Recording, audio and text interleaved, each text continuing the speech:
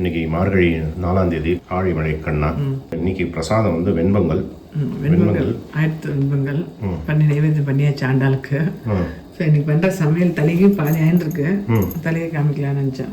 என்ன தலையை? இன்னைக்கு வந்து ரசம், கொட்டு ரசம், ஜீரா ரசம், எல்லாம் சில பேர் கொட்டு ரசம், ரசம், ஜீரக ரசம், மஞ்சள் ரசம், பருப்பு தொகையல், வாழைப்பூ பொறுத்தோல். ஓகே. நாளைக்கு என்ன பிரசவம்னு சில பேர் கேட்டிருந்தா இல்லையா? நாளைக்கு வெள்ளிக்கிழமை இருந்தாலும் அன்னைக்கு பண்ண மாதிரி வெண்பொங்கல் சக்கரை பொங்கல் ரெண்டுமே பண்ணுவேன். வெண்பொங்கல் பண்ணிட்டு வெண்பொங்கல் மட்டும் தான் ஆண்டாளுக்கு. வெள்ளிக்கிழமை இருந்தாலும் ஏதாவது ஸ்வீட் பண்ணுறது அவள் சௌகரியத்துக்கு ஏதாவது ஸ்வீட் பண்ணிக்கலாம். திருக்கணும் இது இப்படி கேசரி இப்படி ஏதாவது பண்ணிக்கலாம். ஓகே. இது பொறுத்து இது எப்படி சமையல்னா அப்படின்னா, வாழைப்பூ வந்து கடுகு உளுத்தம் பருப்பு தாளிச்சுருக்கேன். அது வந்து மிளகாயும் போட்டுட்டு 2 பெருங்காயம் போட்டுட்டு இந்த வாழைப்பூ இருக்கு இல்லையா, அது நறுக்கி கொஞ்சம் பைத்தம்பருப்பு போட்டு வேக வச்சு எடுத்துட்டு இருக்கேன். ஸோ இப்போ இந்த இதில் வந்து அதையும் போட்டுட்டு தேங்காய் துரி போடுவேன் பொறுத்தலுக்கு. இது பருப்பு தொகையலுக்கு. பருப்பு தொகையில் என்னென்னா, தோரம்பருப்பு இருக்கு இல்லையா, தோரம்பருப்பு பாசிப்பருப்பு ரெண்டும் பண்ணலாம். பாசிப்பருப்பு வந்து இந்த டெலிவரி டேட்டில் சாப்பிடுவா கண்டிப்பாக. இப்போ ஆற்று சாதாரண நாள் வந்து இந்த பருப்பு இருக்கு இல்லையா, இது நல்லா 1 ஸ்பூன் நெய் விட்டு 2 மிளகா இந்த தோரம்பருப்பு நல்லா வறுத்துன்ட்டு அரைச்சிக்கணும். அவ்வளோ உப்பு போட்டு அரைக்க வேண்டியதான் பருப்பு தொகையல். இது ரசத்துக்கு என்னென்னா, ஒரு நல்லா ஒரு சின்ன நெல்லிக்காய் சைஸ் புளி, உப்பு, மஞ்சப்பொடி, பெருங்காயம் போட்டு கொதிக்க வச்சிருக்கேன் இந்த புளி வாசனை போகணுன்னு. இப்போ அரைச்சி விடுறதுல வந்து மிளகு, ஜீரகம், கருவேப்பிலை, மிளகா. ஜீரகம் கொஞ்சம் ஜாஸ்தியாக போட்டுருக்குது. மிளகு ரசத்துக்கு மிளகு கொஞ்சம் ஈக்குவலாக, மிளகு ஜீரகம் ஈக்குவலாக போடுவோம். இந்த ரசத்துக்கு வந்து ஜீரகம் ஜாஸ்தி, கொஞ்சம் மிளகு கம்மி, மிளகா. இது நல்லா அரைச்சது ரொம்ப நைஸாக அரைக்க மாட்டேன், சுமாராக அரைப்பேன். அரைச்சதை விட்டு நல்லா கொதி வந்ததுக்கப்புறம் ஜலம் விட்டு உலாவ வேண்டியதான். ஜீரகம் ஜாஸ்தி போட்டால் ஜீரக ரசம், மிளகு ஜாஸ்தி போட்டால் மிளகு ரசம். 1/2 ஸ்பூன் வந்து துவரம்பருப்பும் போட்டிருக்கேன். ஏன்னா கொஞ்சம் கெட்டி படணும் இந்த இதுக்கு. இப்போ இதை அரைச்சி விளாவுறேன். நீங்கள் சொல்லுங்கள். இந்த திருப்பாவை பார்ப்போம். ஆழிமழை கண்ணா. ஆமாம், பாசனத்தை பார்த்தலாம். அப்போ 4வது பாசனம். ஆழிமழை கண்ணா ஒன்று நீ கை கரவில் ஆழியில் புக்கு முகர்ந்து கொடார் தேறி ஊழி முதல்வன் உருவம் போல் மெய்கருத்து பாழியந்தோளுடைய பற்பனாவன் கையில் ஆழி போல் மின்னி வலம்புரி போல் நின்றதிர்ந்து தாழாதே சார்ந்த முறைத்த சரமழை போல் வாழ உலகினை பெய்திடாய் நாங்களும் மார்கழி நீராட மகிழ்ந்தேலோர் எம்பாவாய். இப்போ நல்லா வந்துட்டு இருக்கு இல்லையா, போட்டு மிளகாயும் போட்டுட்டேன். கொஞ்சோண்டு தேங்காய் இருக்கு, தேங்காய் போட்டுறேன். பருப்பு தகவல் நல்லா இந்த மாதிரி ரெட்டாக வறுத்துருக்கணும். வறுத்து ஆற வச்சுட்டு அரைச்சிடும். உப்பு போட்டு அரைக்க வேண்டியதுதான். இது கடுகு, கொஞ்சம் பெருங்காயம், மிளகா தாளிச்சுருக்கேன். இந்த இது நல்லா கொதிக்கணும். பார்த்தீங்கன்னா ரசம் வந்து இந்த நல்லா அந்த பச்சை வாசனை போகிற நல்லா கொதிச்சுட்டு போடணும். இப்போ ஜலம் விளாவிட்டு பொங்கி வரும்போது அது தாளிக்க வேண்டியதான். புல் தலைகை தானே ஆயிடுத்து. ஆக்சுவலாக நம்ம வந்து நேற்று உங்களுக்கு கேட்கணும். நேற்று நம்ம ஓங்கி வந்து பெருமாடி பாசம் இருக்கும்போது நேற்று பார்த்த கஷேத்திரம் வந்து திருக்கோவில் இல்லையா, ஆண்டாள் வந்து 5 பஞ்ச கஷேத்திரத்தில் அதை எடுத்திருக்காங்க. ஆமாம், பஞ்ச கிருஷ்ணஸ்தலம். தமிழ்நாட்டிலே பஞ்ச கிருஷ்ணஸ்தலத்தில் இந்த திருக்கோவிலூர் ஒன்று. திருக்கோவிலூரில் தான் உலகளந்த பெருமாள். மற்ற இடங்களில் வந்து வேற வேற பெருமாள். திருக்கண்ணபுரம்னு பார்த்தோம் வந்து லோகநாத பெருமாள். கபிஸ்தலம்னு பார்த்தோன்னா கஜேந்திர வரதர். திருக்கண்ணபுரம்னு பார்த்தோன்னு வச்சுக்கோ நீலமேக பெருமாள். திருக்கண்ணமங்கை அங்கே பக்தவச்சல பெருமாள். இது திருக்கோவிலூர். திருக்கோவிலூரில் உலகளந்த பெருமாள். அதே மாதிரி இன்னைக்கு பாசுரத்துக்கு ஆழிமழை கண்ணால பத்மநாபன் கோவில். ஓகே, பார்க்கலாமா? நீங்கள் நேற்று இந்த எக்ஸ்பிளேஷன் சொன்னீங்களே ஊங்கி குழந்தை தமிழ் பெருமாடி. ஆமாம், அந்த முதல் வரியே நீங்கள் வந்து 3/4 மணி நேரம் எடுத்துக்கிட்டீங்க. ஆமாம், அதே நீங்கள் எடுத்துட்டீங்க. ஸோ இன்னைக்கு பாட்டில் வந்து நாங்கள் அதான் டவுட்டு கேட்குறேன், அதை சொல்லுங்க நீங்கள். ஓகே. இது வந்து நிறைய புது வார்த்தைகள் இருக்கு இதில் இந்த பாத்திரத்தில். ஆழிமழை கண்ணால அது வந்து ஒன்னொன்னா தெரியாது. நான் கேட்குறேன்னு சொல்றீங்களா? இப்போ இந்த ஆழின்றது வந்து 3 வாட்டி வருது. அதே மாதிரி ஊழி, பாழி அப்படின்னு வருது. ஸோ அதை பற்றி என்னன்னு சொல்லுங்க. இதில் ஆழி வந்து 3 இடத்துல ஆழி ஆழி ஆழி 3 இடத்துலையுமே அர்த்தம் வேற. ஆழிங்கிறது வார்த்தை ஒன்று தான், அர்த்தம் வேற. ஆழிமழை கண்ணா ஃபர்ஸ்ட் ஆழி வந்து சூறாவளி காத்தோட பெய்கிற மழை. அந்த மழை வந்து நீ பார்க்கும்போது தெரியும். சில சமயம் வந்து மழை சுற்றி அடிக்கும், சுற்றி வரும். அது வந்து சூறாவளி நல்ல காத்தோட இருக்கிற மழை. அது வந்து ஆழிமழைன்னு சொல்லுவோம். 2வது வந்து ஆழியுள் புக்கு அப்படிம்பா. அந்த ஆழி 2வது வரியில் வர்ற ஆழி வந்து கடல். ஆழியுள் புக்கு அப்படின்னா கடல்ல பூண்டு, கடல்னு அர்த்தம். மூணாவது வந்து ஆழி போல் மின்னி, அது வந்து பெருமாள் கையில் இருக்கிற சக்கரம். அதே மாதிரி மழை கண்ணான்னு இருக்குல்ல, ஆழி மழை கண்ணா. ஆமாம், கண்ணாவா அண்ணாவா? இது வந்து ரெண்டுமே அர்த்தம் எடுத்துக்கலாம். ஆனால் இந்த இடத்துல வந்து கண்ணாங்கிற கரெக்டாக வரும்னு நினைக்கிறேன் நான். ஏன்னா அண்ணா, ஆழிமழைக்கு அண்ணா அப்படின்னா ஆழிமழைக்கு அதிபதினு அர்த்தம். அது யாரு? வருணதேவன், வருண பகவான். இந்த வருண பகவான் வந்து ஆழிமழைக்கு மட்டும் இல்லை, எல்லா மழைக்குமே அவன் தான் அதிபதி. ஆழிமழைனா என்னன்னு பார்த்தோம், சூறாவளி காத்தோட வர்ற மழை வந்து ஆழிமழை. ஸோ வர்ண பகவான் வந்து அந்த ஆழிமழைக்கு மட்டும் அதிபதி இல்லை, எல்லா டைப்பான மழைக்கும் அவன் தான் அதிபதி. அதனால ஆழிமழைக்கு அண்ணாங்கிறத விட ஆழிமழை கண்ணா அப்படிங்கிறது கரெக்டாக வரும். கண்ணா அப்படின்னா என்ன தெரியுமா? இப்போ ஏதாவது ஒரு வேலையில் மேனேஜ்மெண்ட்டில் வந்து மேற்பார்வையாளர்னு சொல்கிறோம்ல, அவளை வந்து சுத்த தமிழில் சொன்னால் கண்ணா அப்படின்னு சொல்லலாம். ஏன்னா மேற்பார்வையாளர் அங்கே என்னது? பார்வைங்கிறது என்னது? கண்ணு, கண்ணு சம்பந்தப்பட்ட விஷயம், அதான் கண்ணாங்கிறது. இப்போ சூப்பர்வைசர் அப்படிங்கிறோம், சூப்பர்விஷன், அந்த விஷன் என்னது? கண்ணு சம்பந்தப்பட்ட விஷயம். அந்த கண்ணா அப்படிங்கிறது வந்து எப்பவுமே வந்து அந்த நிர்வாக சம்பந்தப்பட்ட விஷயம். ஏன்னா கண்ணு வந்து கொஞ்சம் எப்படி இருக்கணும்வா? அலர்ட்டாக இருக்கணும், எப்பவுமே வந்து அதை அலர்ட்டாக பார்த்துட்டே இருக்கணும், அந்த கண்ணு சம்மந்தப்பட்ட விஷயம். அதனால அந்த மேனேஜ்மெண்ட்டில் இதில் இருக்கவாளுக்கு வந்து கண்ணை சம்மந்தப்பட்ட விஷயமா சொல்லுவாள். ஹஸ்பண்டுக்கு வந்து ஒரு நல்ல பேர் இருக்குது, அது தெரியுமா? கண்ணாளன். கேள்விப்பட்டிருக்கேன். கண்ணாளனேன்னு ஒரு பாட்டு இருப்பேன். கண்ணாளன் அப்படின்னா கணவன். அந்த மேற்பார்வையாளர், இந்த மேனேஜ்மெண்ட்டில் இருக்கவளுக்கு வந்து கண்ணான்னு சொல்லுவோம். ஸோ இங்கே வந்து அண்ணாவோட கண்ணான்னு கரெக்டாக வரும்னு நான் நினைக்கிறேன். ஆழிமழை கண்ணா, அதாவது அந்த அதிபதியானவனே, மேற்பார்வை பார்க்குறவனே, அந்த அப்படின்னு அந்த வருண பகவானை கூப்பிடும். நிர்வாகத்து கண் விஷயங்கள் நல்லா இருந்தது. அதே கரவேல் அப்படின்னு சொல்றது, அது கை கரவேல். லஞ்சத்துக்கு வந்து சுத்த தமிழில் வந்து என்ன சொல்லுவோம்னா கையூட்டுன்னு சொல்லுவோம். லஞ்சம் வாங்குறதுக்கு கையூட்டு அப்படின்னு சொல்லுவோம். அது மாதிரி வச்சுட்டே இல்லையமால அதை வந்து கை கரவேல் அப்படின்னு சொல்லுவோம். கை கரத்தல் அப்படின்னு பேர். வச்சுட்டே இல்லைங்கிறது புறநானூறில் வந்து இதுக்கு ஒரு அருமையான ஒரு விளக்கம் இருக்கும். அதாவது கொடுக்குறவா கை மேலே இருக்கும், வாங்குறவா கை கீழே இருக்கும். அந்த கொடுக்குறவன் கையை விட ஒருத்தனுக்கு மேலே கை வரும் எப்போ வரும் தெரியுமா? தன்மானத்தோட கொடுக்கும்போது வேண்டான்னு சொல்கிறது. கொடுக்குற கை மேலே இருந்தாலும் அதையும் மேலே வேண்டாம் அப்படின்னு சொல்கிறோம் இல்லையா? அந்த கைக்கு மேலே வந்துடும். அதே மாதிரி வாங்குறவன் கை கீழே இருக்கும்ல, அதையை விட தாழ்ந்த கை ஒன்று இருக்கும். வச்சுண்டே இல்லைங்கிறது அதான் கை கரவேல். அந்த மேகத்து அதிபதி வருண பகவான்கிட்ட சொல்கிற ஆண்டாள் அடுத்த வரியில் வர்றது அந்த ஆழியில் புக்குன்னு வந்தது இல்லையா? கடலில் போய் புகுந்து அந்த மேகத்துக்கு சொல்கிறான், கடலில் போய் புகுந்து அந்த ஜலத்தை எல்லாத்தையும் இழுத்துடுவான், ஃபுல்லாத்தையும் எடுத்துடுவான்.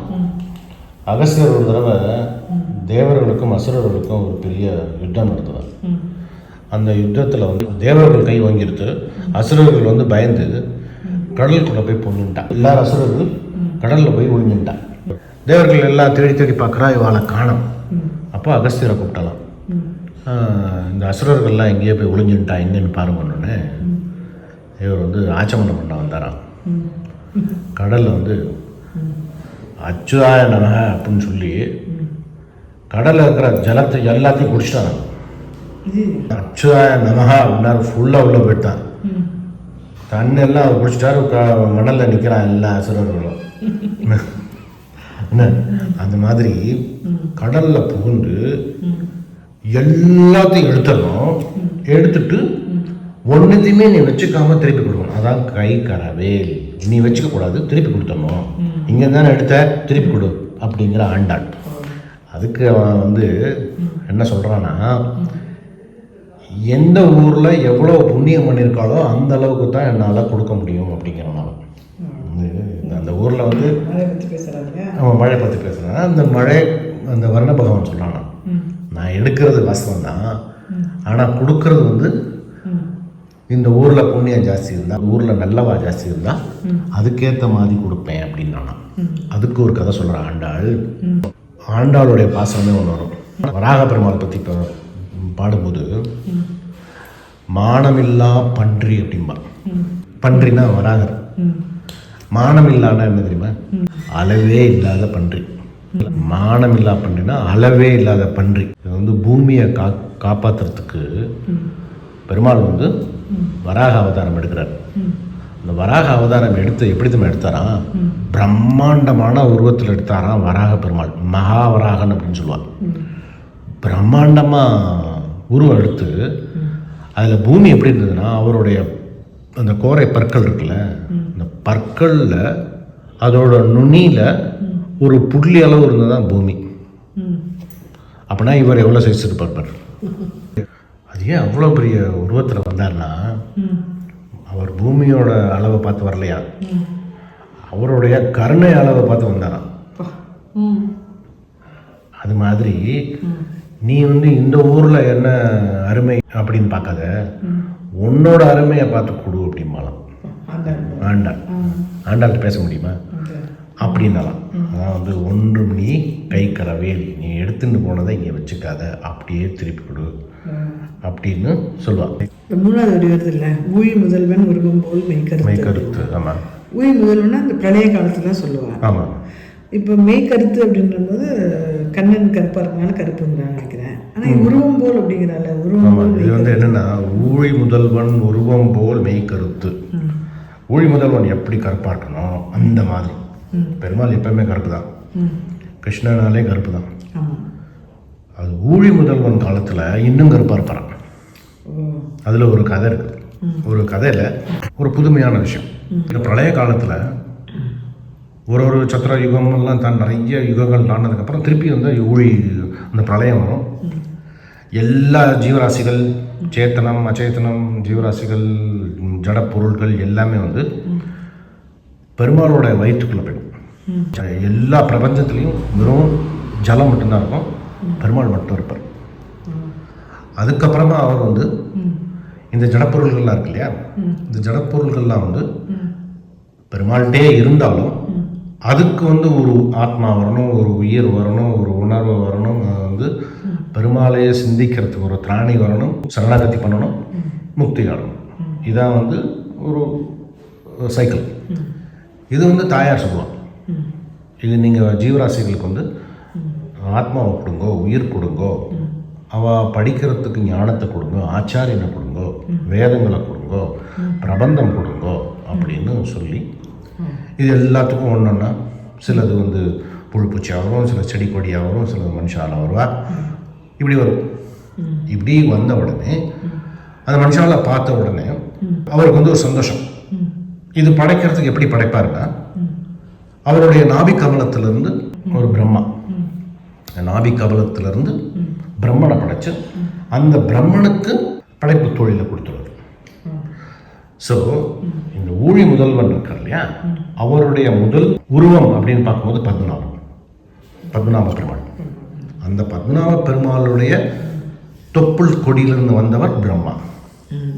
அந்த பிரம்மா மூலமாக இந்த எல்லாத்தையும் சிருஷ்டிச்சுப்பார் பெருமாள்.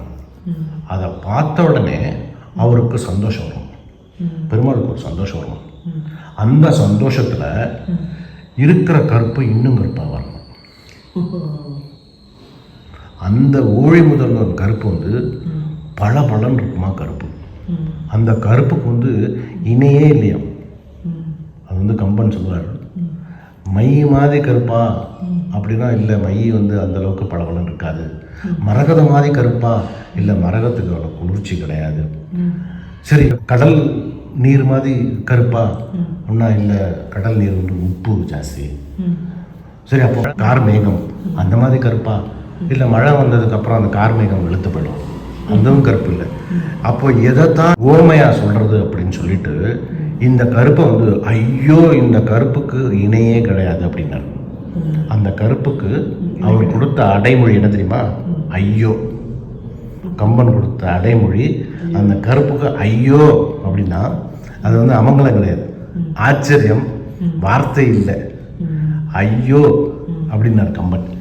அந்த அளவுக்கு அந்த கருப்பு ஏற்கனவே கருப்பாக இருப்பார், சந்தோஷத்தில் கருப்பாயிருவாளாம் எப்பவுமே. இப்போ வந்து நன்னா வந்து சிவப்பாக இருக்கவா இன்னும் நன்னா சிவப்பாக இருந்தால் வெளுத்து போயிருக்கா ஏதோ காரணமாக இருக்கலாம். ஆனால் சிவப்பாக இருக்கவா கொஞ்சம் கருப்பாயிட்டான்னு வச்சுக்கோ, சந்தோஷமாக இருக்கான்னு அர்த்தம்.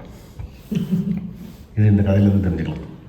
என்ன அதில் வந்து இந்த வரியில் என்ன சொல்கிற ஆண்டாள், ஊழி முதல்வன் உருவம் போல் அப்படின்னா என்ன அர்த்தம் அப்படின்னா, இவன் மேகத்துக்கு சொல்கிறான், நீ அந்த மாதிரி கருப்பாயிடு, ஆனால் உருவத்தில் மட்டும்தான் இருப்பேன், அந்த அருமை பெருமை வராது உனக்கு, அந்த குவாலிட்டிலாம் வராது உனக்கு, அந்த மாதிரி உருவத்தில் நீ வா.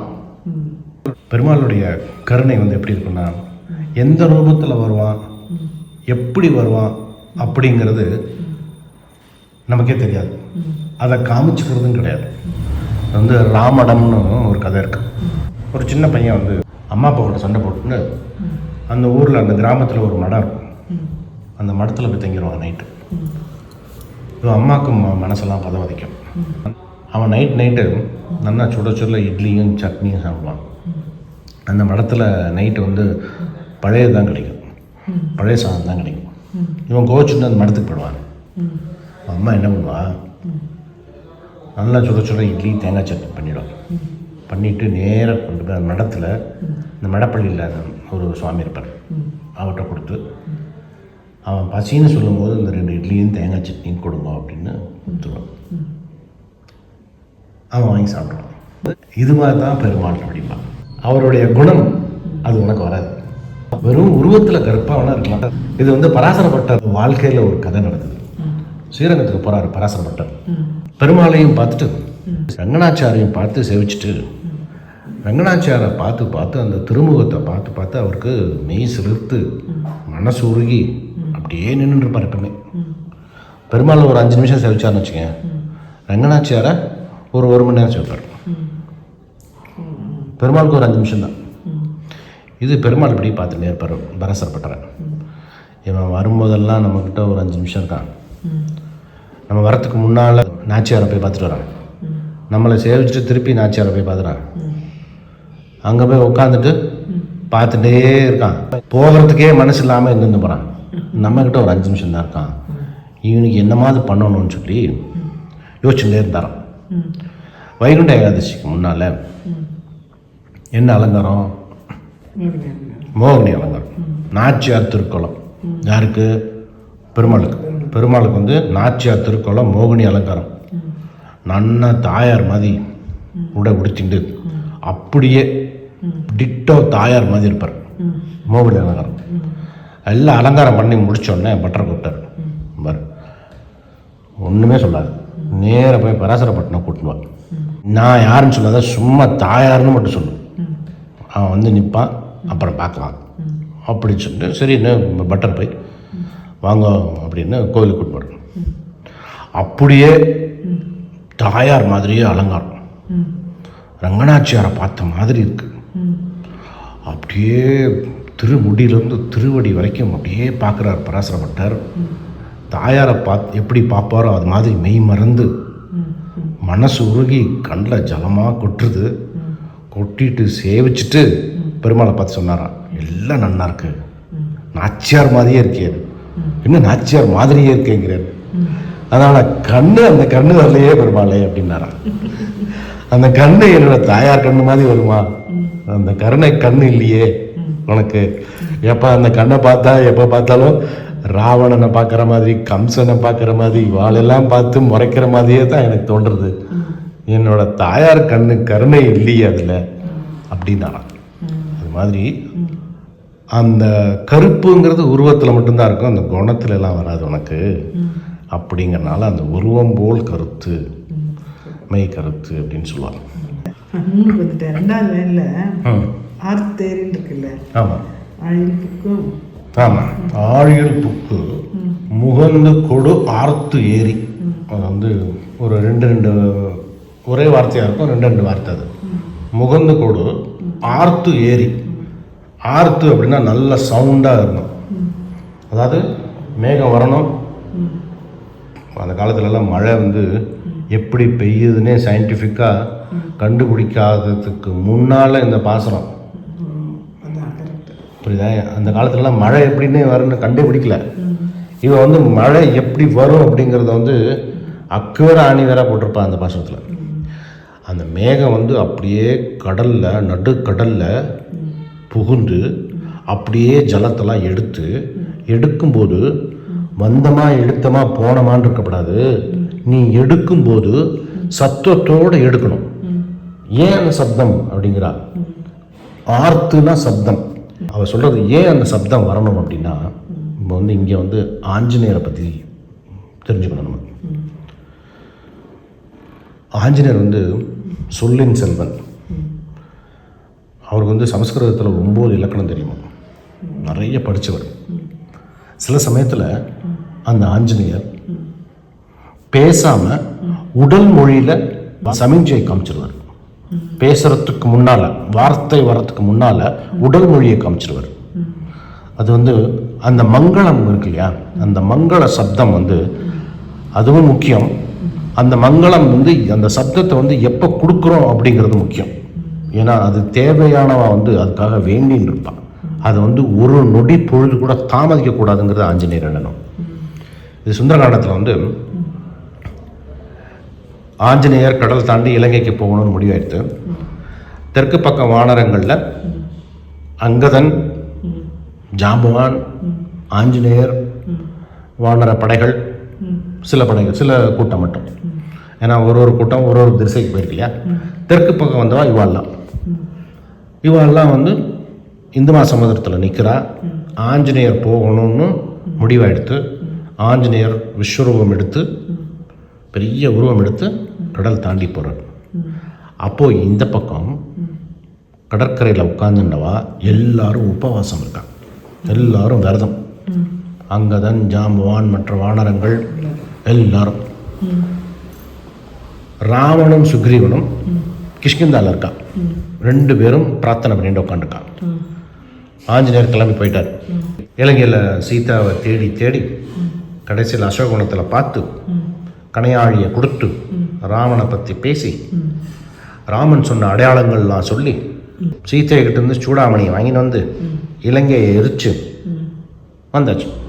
வரும்போது கடல் தாண்டி வராது இல்லையா, கடல் தாண்டி வரும்போது ஒரு கர்ஜனை கொடுத்தாராம், மிகப்பெரிய சப்தம்.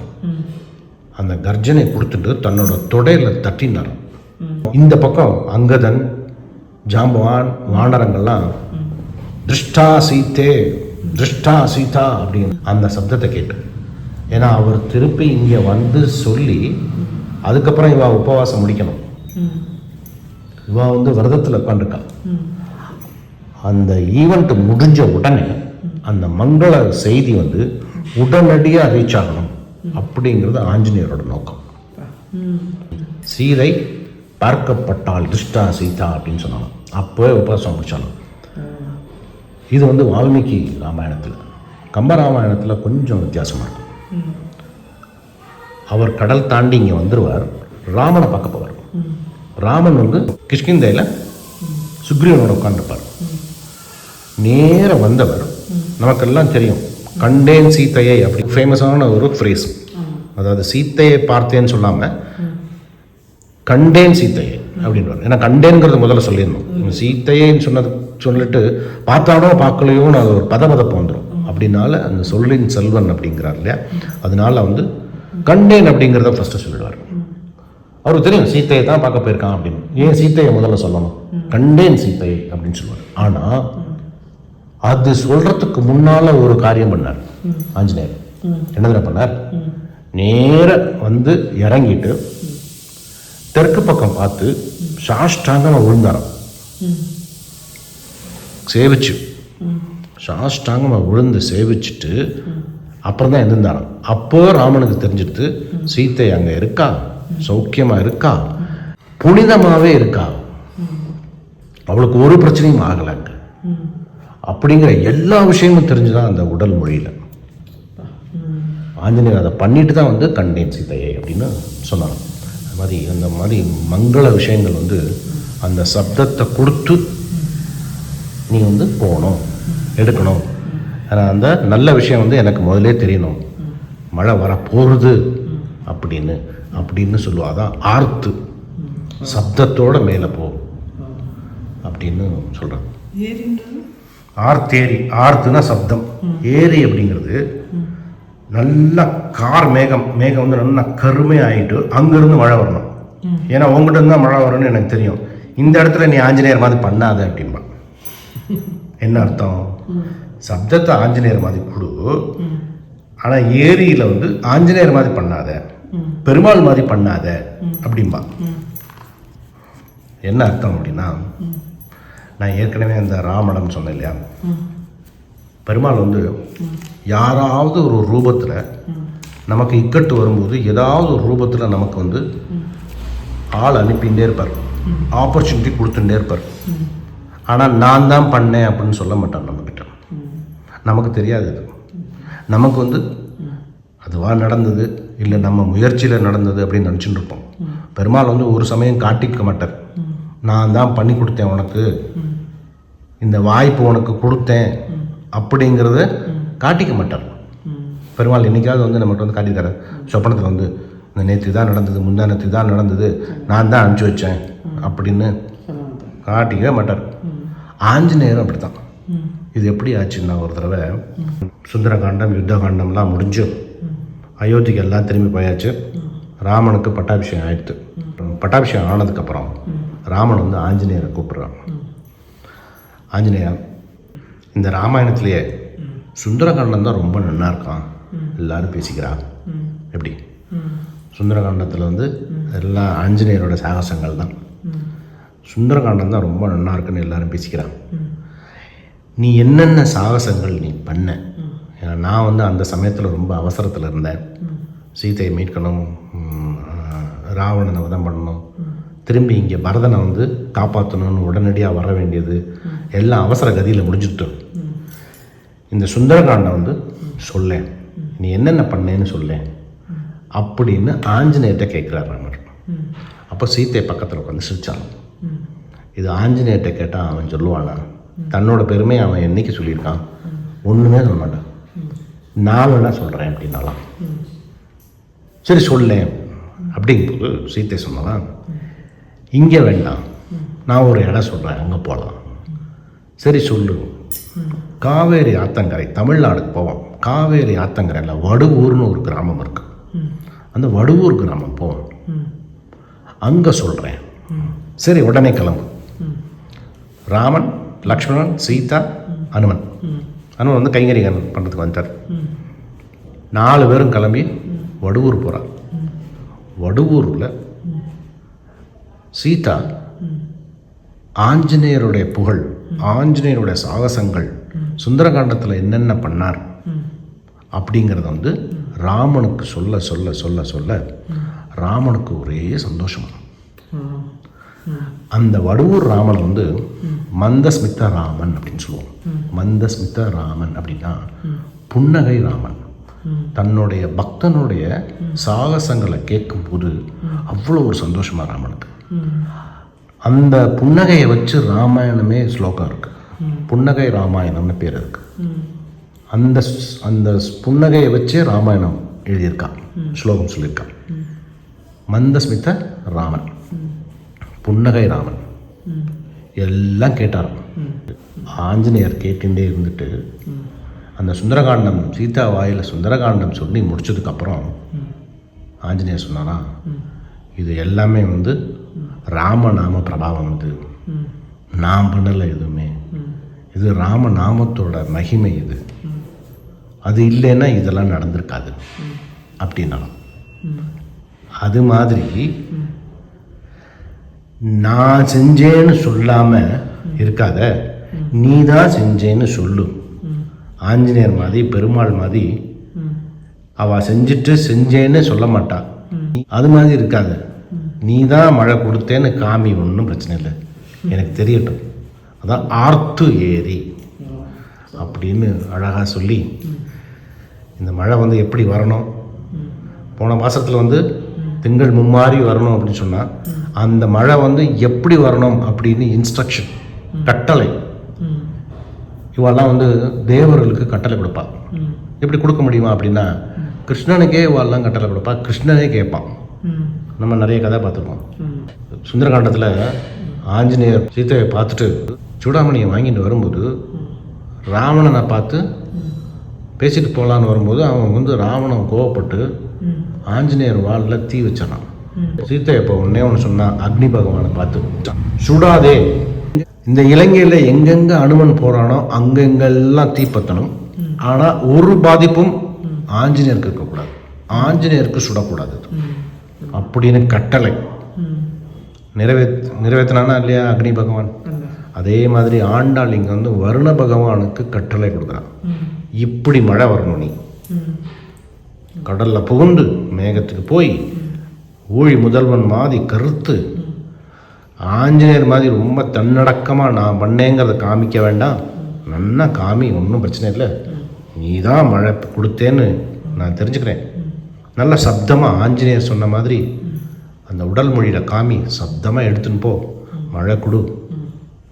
அதெல்லாம் எப்படி இருக்கணும், நாங்கள் வந்து நோன்பு நோக்கிற அளவுக்கு மகிழ்ந்து இந்த நோன்பு நோக்கிற மாதிரி மழையை கொடு அப்படின்னு சொன்ன பாசுரம். இந்த பாசுரத்துக்கு இன்னொரு சிறப்பு அம்சம் என்ன இருக்குன்னா, போன பாசுரம் வந்து நம்ம சின்னவாளை வாழ்த்தும் போது வையத்து வாழ்வீர்கால் அந்த பாசுரம். இந்த பாசுரம் வந்து இப்போ ஸ்ரீ வைஷ்ணவாவில் வந்து ஒரு பழக்கம் இருக்குது, சமாஷ்ணயம். சமாஷ்ணயத்தை வந்து என்ன சொல்லுவோம்னா பஞ்ச சம்ஸ்காரம் அப்படின்னு சொல்லுவோம். 5 அதான் பஞ்ச சம்ஸ்காரம். ஆச்சாரியர் யார், ஆச்சாரியர் சொல்லி கொடுத்தது என்ன, நம்மளுடைய எங்கெங்கே நம்ம வந்து ஸ்ரீசரணம் தரிக்கணும் அப்படின்னு 5 விதமான முறைகள் இருக்குது. அதை வந்து ஃபாலோ பண்ணணும். அதான் பஞ்ச சம்ஸ்காரம், அதாவது ஐங்காரம். அது வந்து ஐங்கார், ஐயங்கார் அப்படியாச்சு பஞ்ச சம்ஸ்காரம். இந்த பஞ்ச சம்ஸ்காரம் பண்ணுறதுக்கு ஆச்சாரியன்கிட்ட போய் நம்ம சேவிக்கணும் இல்லையா.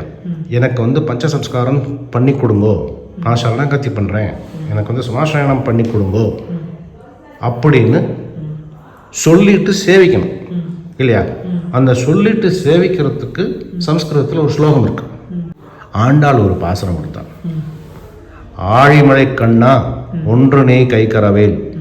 இந்த பாசுரம், இந்த பாசுரத்தை அப்படியே படிச்சுட்டு ஆச்சாரியனை போய் சேவிச்சப்படும். பஞ்சசம்ஸ்காரம் பண்ணுறதுக்கு நம்ம என்ன சொல்லிட்டு சேவிக்கணும் அப்படின்னு குழப்பமே வேண்டாம்.